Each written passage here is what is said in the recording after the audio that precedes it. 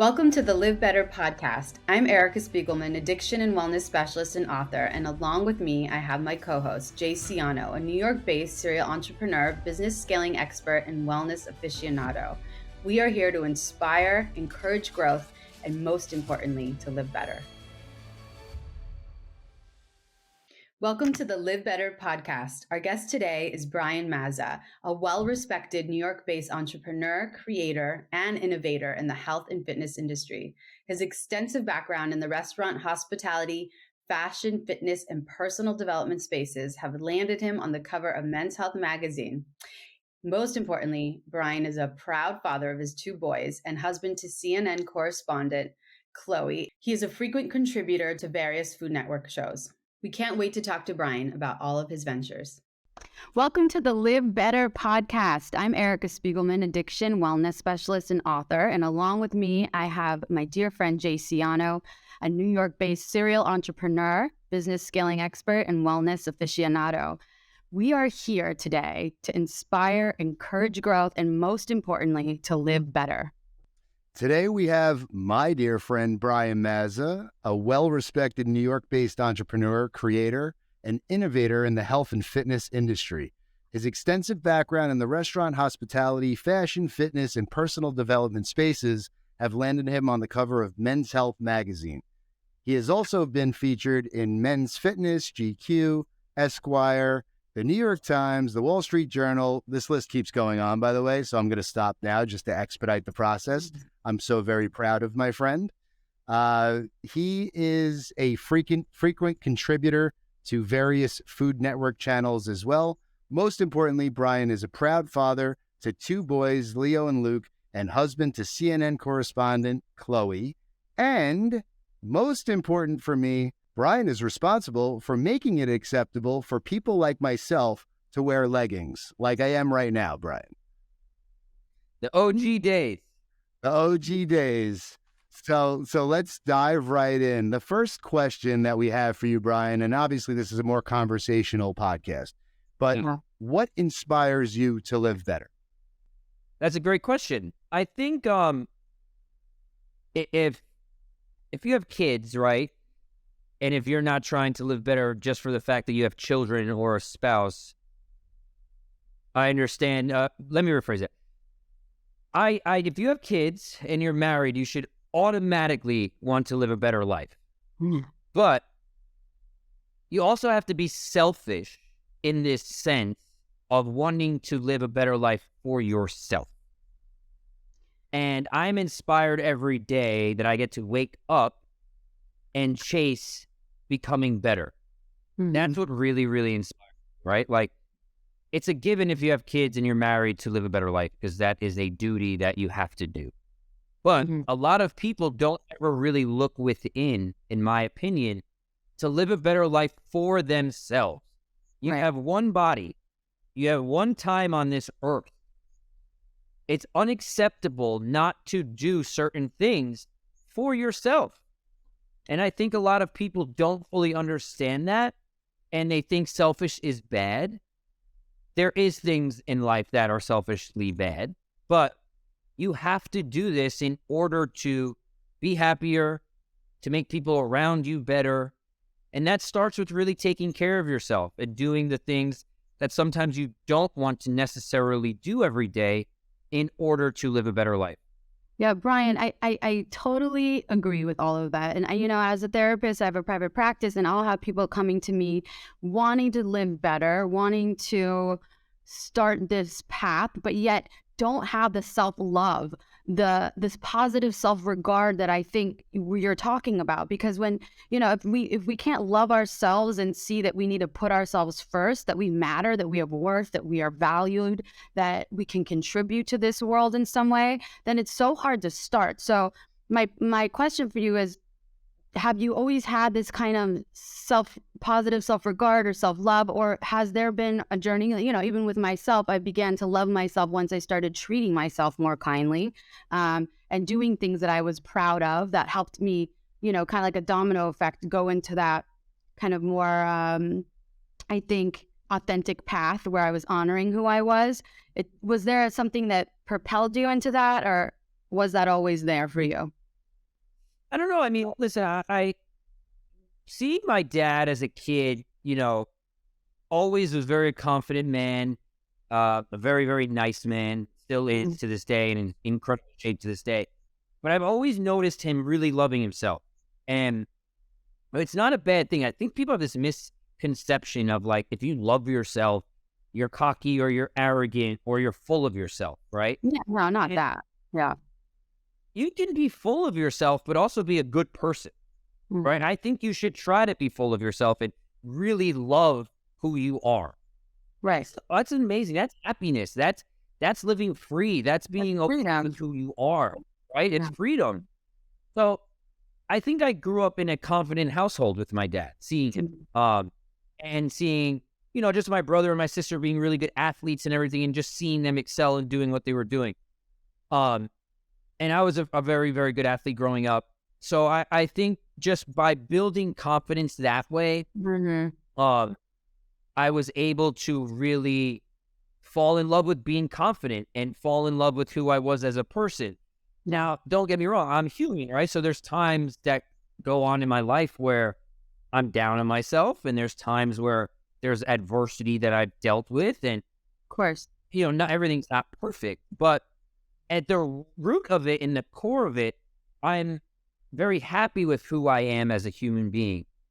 And I think that is hard for a lot of people because either the way they were raised or what they've gone through. There's so many layers to that onion, right? And the layer cake of just like peeling it back, that there's so many things that can really deter people from liking who they are, right? Like if you have a parent who abused you or isn't emotionally there, you have trauma and you have to deal with that, right? And you have to try to figure that out. So that's an outside factor coming in and blocking your zen or blocking your mojo of what you're trying to do. Yeah. And that's something that you have to deal with. And unfortunately, I never dealt with any of that stuff. So I was able to really kind of be who I wanted to be as a kid. I think unconditional love and support from my parents growing up was a really big thing that made me feel comfortable in who I wanted to be. Do I wish my parents were a little harder on me growing up? Yes. And I've had that conversation recently with them. But I think I could have done more as an athlete if they were a bit harder on me. But I think I just love who I am. I love living this life. I love getting after it every day. I love the good things and the bad things that have happened to me because that has shaped me. I've learned to deal with adversity and make that not something in a bad sense of just like dealing with it and fighting through it and making adversity your best friend in a sense. Right. And I think you go through a lot of these things where you callous your mind and callous your vision and perception of certain things where it's like you become a fighter and you earn it. And I think I've earned a lot of things in my life that gave me the respect for myself that I need, that I can look at myself in the mirror now and be happy, where maybe there were some times in my life growing up out of college and my previous career and previous things going on where I was not happy with myself. So Brian, I have the benefit of obviously knowing you for a long time now and being a part of your journey, and so much of your journey has inspired my journey. And, before we hit record, we could have talked for hours as always. And we got into, talking a little bit about your relationship with alcohol. Erica has her own relationship with alcohol. I'm, just committed to being alcohol free in 23. And you very much know, kind of my relationship with alcohol and starting to remove it from my life. When you said a lot of what you just said, I thought about, hard choices, easy life, easy choices, hard life. And I think you demonstrate that so much in your daily discipline, your routine, the really hard shit that you do to yourself every day. And I think a lot of your sense of self and confidence comes from, doing that hard work, right? And then that's where positive energy and momentum kind of comes from. But I'm curious, like, where was that kind of pivotal moment for you when you were like, I'm going all in, like I'm removing alcohol, I'm taking everything to the next level? Because honestly, I'm just jumping on the bandwagon here. Like I just got to that stage of my life, and it's later on in life for me, but I feel fucking great. But what was it for you? Yeah, I don't know. I mean, listen, I was a partner in restaurants and nightclubs, right? And I was like the party guy. I was the dude who had Sunday night parties at his house. I loved it. It was great. I would honestly not trade it in for anything in the world. It was one of the best times of my life. I never had a drinking problem. I never had a drug problem. I was able to balance it. Hope my parents are listening to this. I was able to balance that and be okay with it, right? I could turn it on and turn it off. I was such a big athlete in my mind and also on the field where it was such a major part of my life. And when I didn't accomplish my goal of going professional in soccer, I had to obviously pivot. And I got into men's fashion and women's fashion. And then I got into nightlife, the nightlife world. And I saw a huge opportunity there where, okay, I could figure this out and make some money from it. And then when I became a partner and created an idea with my old partner, that's when I was like really in the scene and went buck wild. But it's okay when you're 20, 22, 23, 24, 20. It's okay. I'm not saying I'm encouraging that for people. Go have fun when you're at those ages and figure your shit out. Honestly, there was a place called Tone House that really changed my view on being a high performer. It was a studio in 2011, 2012 that came out that was on a second floor on 14th between 6th and 7th or 5th and 6th, whatever. And it was a small studio, but it was the most intense workout I've been part of since college. And it brought me back to being an athlete again. So it wasn't like anything bad happened to me with alcohol. Did I used to make some bad decisions? 100%. I suffered through some bad situations, 100%. Did I always get out of them? Luckily, yes. Well, when I started training at this place, it brought me back to a really happy place. Like, I get chills talking about it, right? That this place was such a major part of my pivot. Now, everyone just thinks of pivot as like a career or no, there's pivots in like lifestyle. Yeah, of course. Don't fully understand that, right? It's like with dieting. Well, it's like all in or not sometimes. Like, people don't live life that way, right? Like, if you're going to buy a car, it's not like I'm going to go buy a Ferrari or not have a car, right? You have to you have to take small steps. So I was looking at Tone House. Again, brought me back to being an animal again. And I was like, okay, I can't train at this level that I want to train at if I'm going to drink Thursday, Friday, Saturday, and Sunday. Right. So people listening, trying to slow down their alcohol consumption, start slow. I didn't just stop drinking cold turkey. I said, okay, I'm not going to drink Thursday and Friday. I'm going to drink Saturday and Sunday. Because I still want to train Thursday and Friday, which are really hard days at the facility, and I want to get it done. That was working for a while. But then I was like, wow, I want to go on Sundays now before going to the bar. So I was like, all right, I'm not going to drink Saturday night. Yeah. Right? Then Sundays are coming. Like, holy shit. I want to go every day to this place because I love the endorphins that I'm getting. And I love getting shredded and getting in this shape. And people were noticing it in the hospitality world, right? Jay could probably tell you, I was probably the first guy to wear tights. Hey, listen, it's part of my intro, man. Right? And people would make fun of me all the time. I was just feeling so confident from this facility in this place that my buddy Zoe owned. So then it was like, you know what? I'm going to do 30 days not drinking. And then I would drink a couple days. Then it was like, you know what? I'm going to do 60 no alcohol. And then that worked, and I was really feeling good. And then went out with my friends, and I still had the restaurants and bars at the time, so I would still party. Yeah. And then I was like, and this is what really happened after doing all this Tone House stuff. So it was a playoff football weekend, actually probably like this weekend coming up of the games in football. And this was, 7 years ago. And I got annihilated. Like, all my boys came, all my friends were there. And I made plans to go to a movie with my wife at it was like a late movie, 9:30, 10. And I got completely blasted and didn't go to the movie. Like, I didn't show up. Yeah. Yep. Now, We're going with another couple. Yeah, so we went with another couple. She went with another couple. Yeah. And went to the movie. And I got home at 1:32. And my excuse was, listen, I'm at the bar, I'm at my restaurant. Like, I have to be here, I have to entertain, which usually was fine. But when I made that mistake, I came home and I really felt shitty about the decision I made. And that morning, I had probably the worst hangover I've ever had in my life. And I said to her, I'm done drinking. It's a wrap. Wow. I was like, I'm not, should have done that. My bad. I had to stop drinking because I cannot, because of that decision that I made that night not to show up, but also because hangover is the worst fucking feeling I've ever felt in my life. And I can't train tomorrow. Yeah.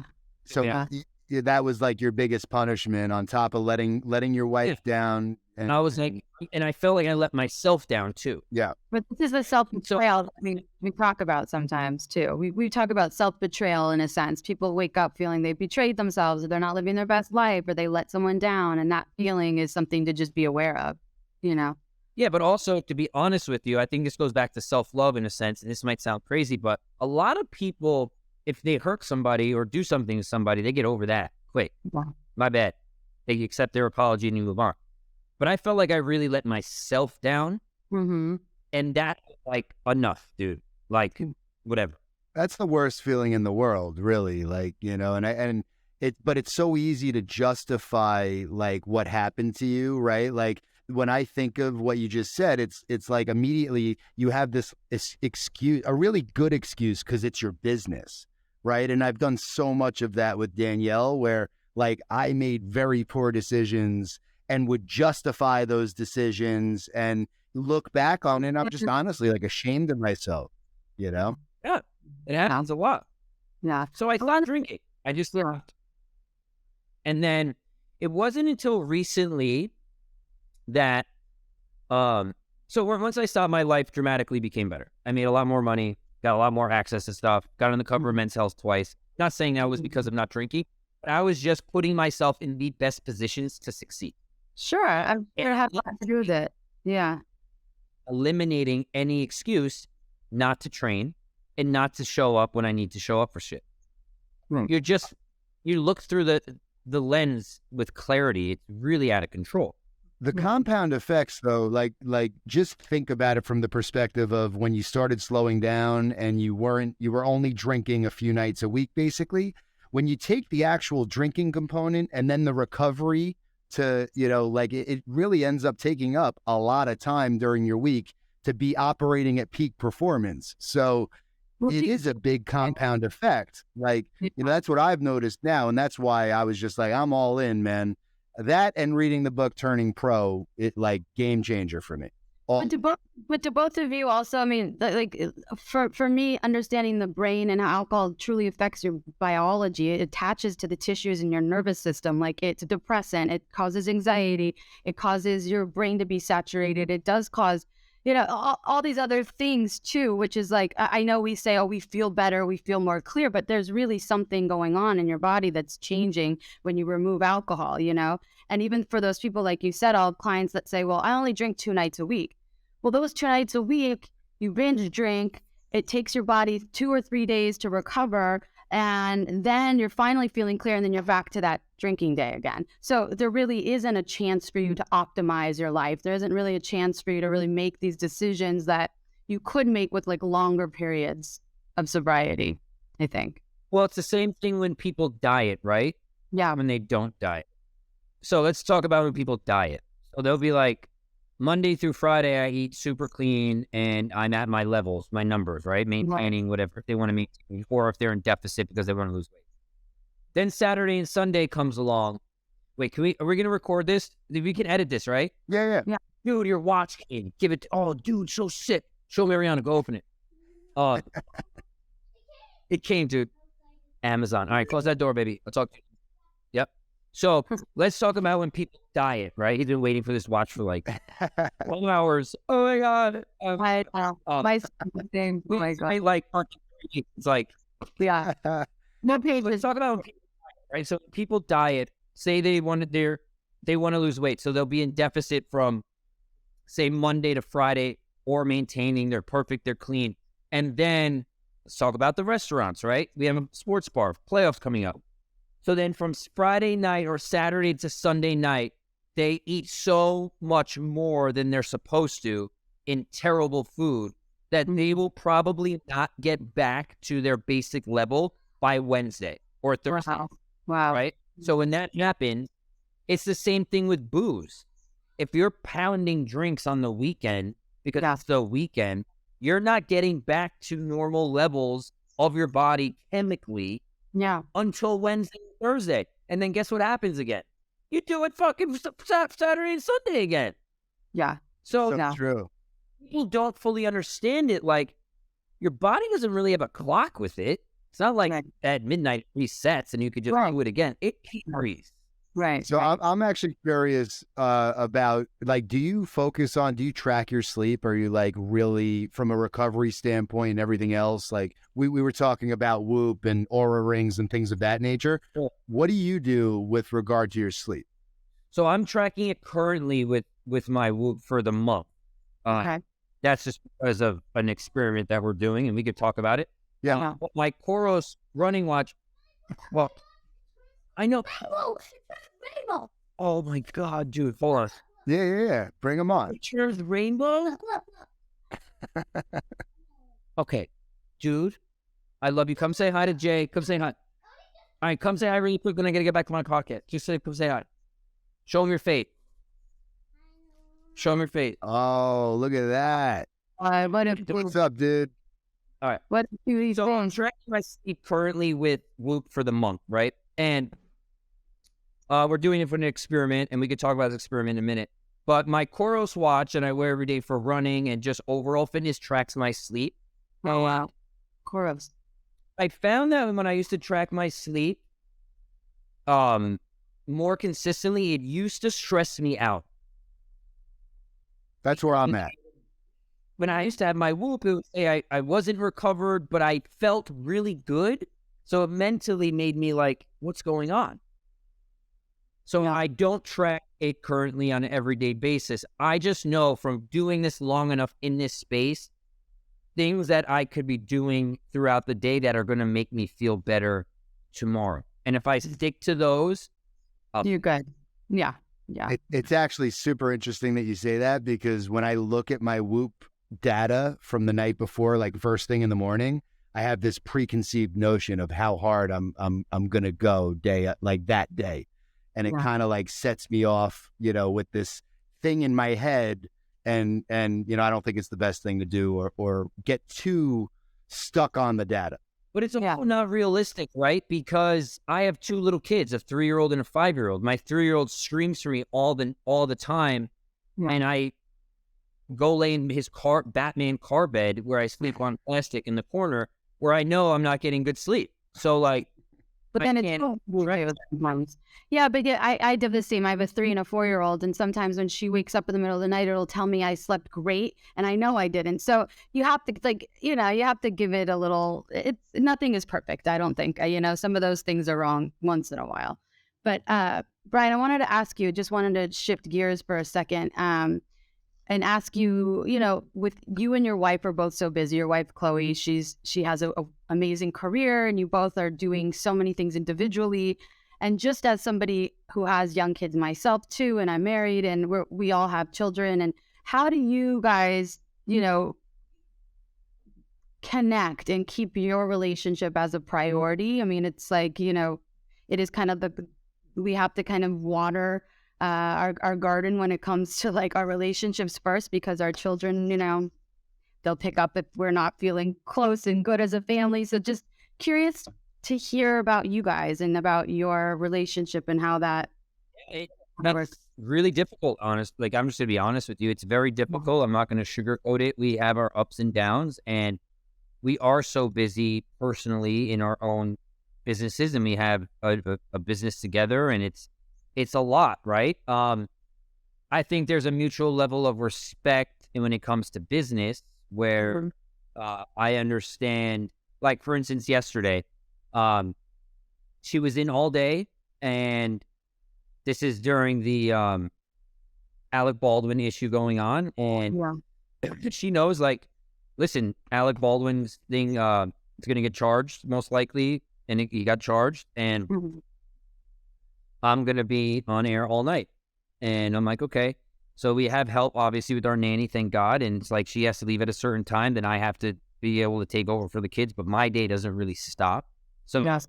I have to stop my day in order to tend to my children, which I love to do.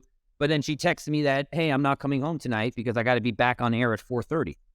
So it's just, Yeah. I think when you have two individuals that are extremely busy at different times, one person's going to give more than the other person. Right. And I think you have to understand that. And if you do understand that, and I didn't understand that for a while. That's good to understand. You're right. Yeah. If you can understand that, there's no room for resentment. Mm-hmm. If you don't understand that, resentment comes into play. Yeah. So I understand that. Like, she got home today from work at, I think, 1:00, and just got a call that she has to go back. Oh my gosh. Yeah.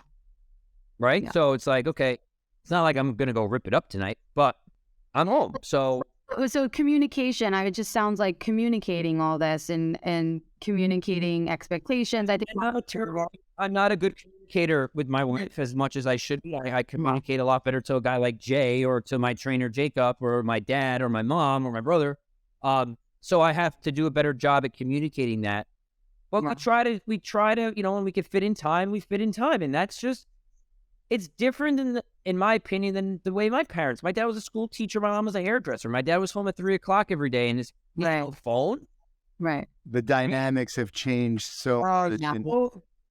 Yeah. I mean, and you travel a lot, Brian. So on top of you going to Alaska in a week or, Yeah. insane. I'm going to Alaska and I hope I don't die, but I'm going to Alaska and I'll be fine. It's just like, life is so different and people can't ever go back to saying, well, my parents didn't do it this way. Well, listen, that time is over. Right. Right. This is a on-demand time. People, Jay, you probably know this. Like, if I feel like sometimes if I don't answer this email to someone or get back to this person, I don't get this bag. Absolutely. Right. And you have to do it. There's no tomorrow. There's no 1 hour sometimes. And that might not be the healthiest thing in the world. For better or worse. Yeah. Yeah. Comes with the territory though. Like if you want to be performing at a really high level, there's so many sacrifices that come along with it. It's, and I said to somebody, a mutual friend actually, Brian, that we have yesterday, we were talking and she's like, it's people think that like this stuff is really glamorous. I'm like, yeah, the people who aren't actually doing it think it's really glamorous. Like, when you see somebody who's fully committed to every area of their life. And, Brian, I've always commended you for, you are always talking about how important it is to be a father and a husband. And, you put that front and center and a lot of people don't. A lot of people are not, a lot of high performing people are not really it's not so important that they spend the amount of time with their kids as you do. And it's definitely had an impact on me, man. Like I used to not be around much for dinner or I'd be traveling and gone for many nights.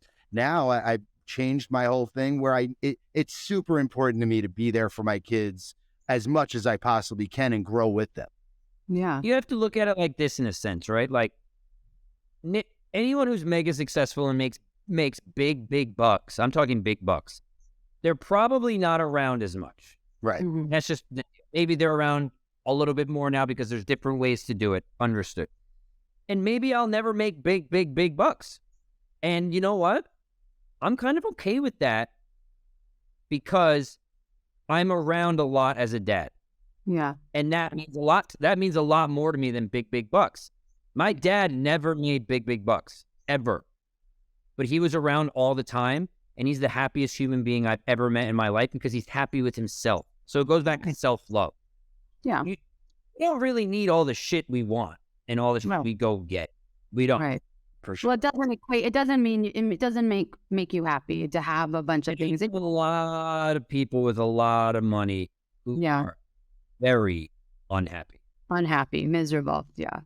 But I think all this comes down to one more thing that I think helps people live better is to know your values. I always say this, live congruently with your values. If you value something in your heart, act that way, speak that way, show up for that. You know, like if you value honesty, be honest. If you value family, put time with your family. If you value power and money, great. You know, we can all value different things, but know your values and then live congruently, because that truly will bring that contentment. That if we're, you know, living incongruently, that breeds so much depression and anxiety, and, you know, people need to be aware of that, I think.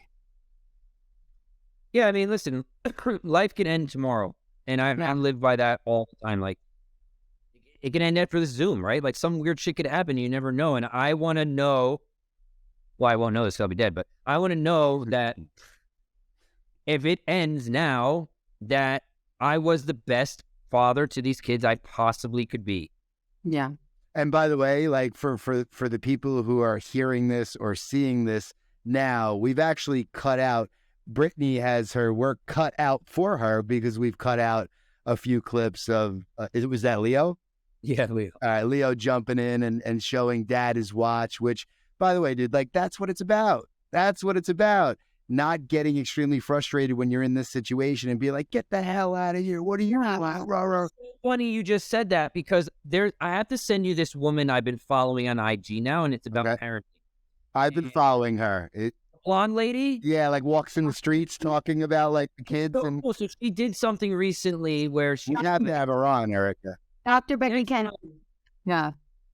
Maybe, I don't know. She was like, next time your kid interrupts a Zoom or a call, instead of shooing them like out or get out of, you know, whatever, embrace it. And it might not be the most professional thing, which it's not, right? But whatever. Embrace them. Tell them what you're doing. Show them what you're doing. Yeah. Say, I'll be with you right when I'm done. Yeah.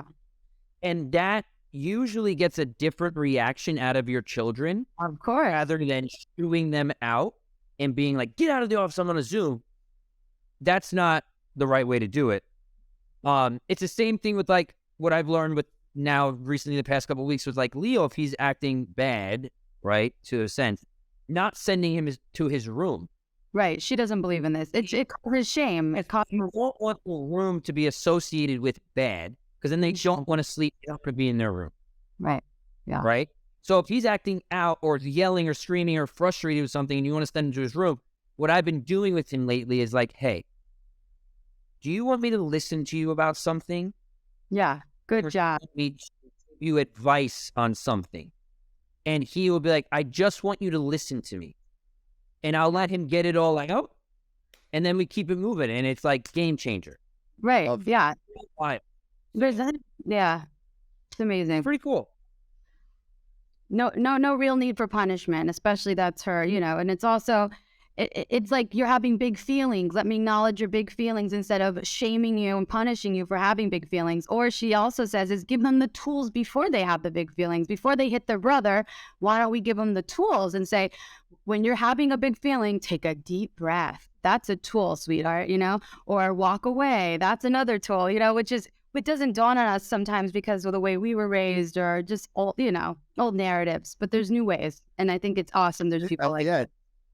It's patience too, right? It's like actually like being in the moment and diffusing yourself and being able to like chill out before you react, which I'm not great at. I'm trying to get better. It's hard too, right? Because like you could just be on like you're trying to get a call or you're trying to be in the middle of a sentence or typing, and again, this is all new territory for us, right? Yeah. This hasn't been studied. There's no books on this shit yet. Right? We're all going through trial and error of this new lifestyle. Yeah. Sure. Well, yeah. But it is interesting. Yeah, I love it. Love it. Well, you can get a watch off Amazon in 12 hours. That he loves as much as if it was an AP. That's amazing. Yeah. That's great. Brian, thank you so much for being with us. I just want to ask one quick question before we jump.